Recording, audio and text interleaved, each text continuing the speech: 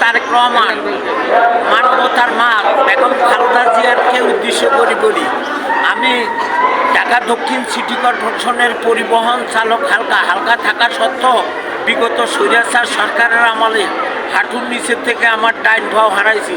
এখন আমি মানবতার জীবনযাপন করছি। আমি এখনও জেনারেল হাসপাতালে 3 তলা 1 নম্বর বেডে আছি। আমি জনাব তারেক রহমানের কাছে, সারা বাংলাদেশের নবনির্বাচিত সংসদ সদস্যদের কাছে আমি ন্যায় বিচার প্রার্থনা করছি। 1 মে আন্তর্জাতিক বন্ধ, মে, জুন, জুলাই আমি বেতন পাইছি। কীভাবে সম্ভব? ঢাকা দক্ষিণ সিটি কর্পোরেশন মেয়র তাপসে আমার বেতন বন্ধ করে দিয়েছে। আমি নয়াবাজার হাসপাতালে ডাইন পাও হারা মানবতার জীবনযাপন করছি। দেশবাসী, মাননীয় দলের চেয়ারম্যান, আপনার বাসায়, আপনার পার্টি অফিসে আমি একটা সিডি দিছি। আমি এই সিডিটার এখনও উত্তর পাই না। ইশাকের কাছেও একটা সিডি দিছি, এই সিডিটার আবার উত্তর পাই না। আমি 91 থেকে 2001 সালও আমি মাইর খেয়েছি রাস্তায়।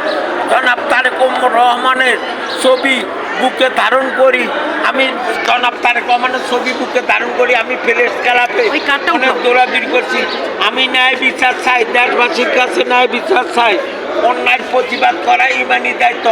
আমার সাথী হলো হালকা, আমার জোরপূর্বক বর্জ্যবাহী একটা হেভি গাড়ি দিছে, যার নাম্বার 140713, লেবার হেল্পার দেন।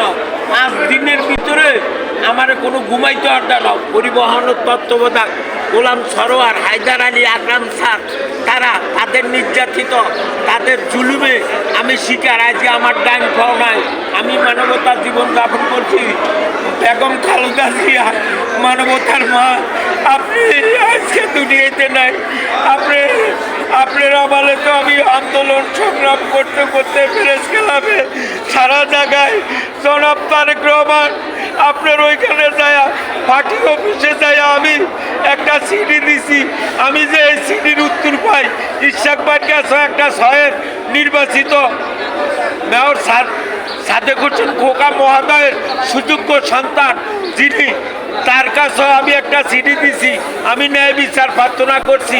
এখন আমি ঢাকা দক্ষিণ সিটি কর্পোরেশনের একজন পরিবহন চালক, নয়াবাজার জেনারেল হাসপাতাল 3 তলা 1 নম্বর বেডে আছি। এখান থেকে আসছি মানবতার মা বেগম খালেদা জিয়া পিণ্ড পাও লাগায়া বেগম খালেদা জিয়ার মাজার দেখতে আমি আমার ওয়াইফেরই নিয়ে আসছি। দেশবাসী, অন্যায়ের প্রতিবাদ করা ইমানি দায়িত্ব। আমি সবার কাছে ন্যায় বিচার প্রার্থনা করছি।